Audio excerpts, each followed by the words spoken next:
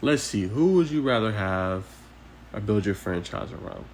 It's a really good question. If I had to say, I'm gonna put Anthony Edwards. Right, Ja's electric. Ja brings kind of the fervor. He brings the energy. He brings the tenacity. He can get a whole fan base around him and behind him. But we got to think about a couple things with Ja, right? Now, some of it he's dealt with injury as far as in the NBA, you know what I'm saying, in the playoffs. Some of it has been off the court, which I'm not going to mention. But I feel like at a certain point, that athleticism, as you can see, it can kind of wane on you as you get to later stages of your career, right?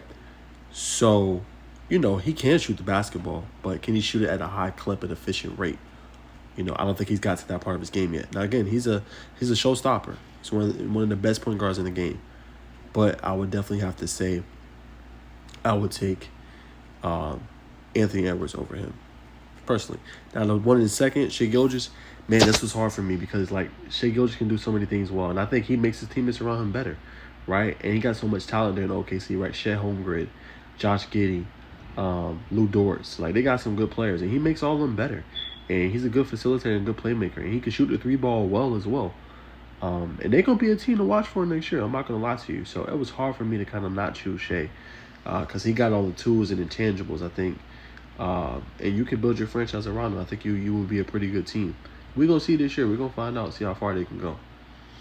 But Shai is a good player, But for me, why I say Ant?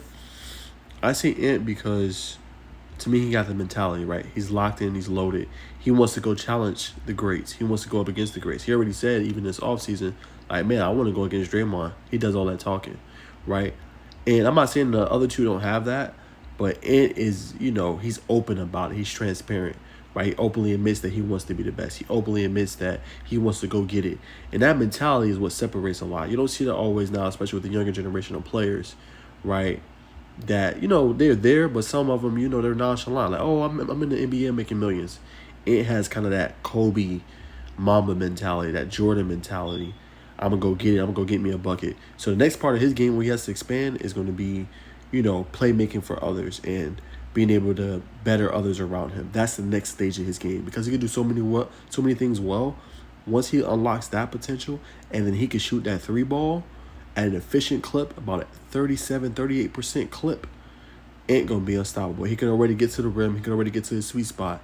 But once Ant unlocks getting his teammates around him better, and kind of improving their game too at the same time, and then shooting three at the efficient clip, that man going to be unstoppable. But he's the one I would build my franchise around if it was me.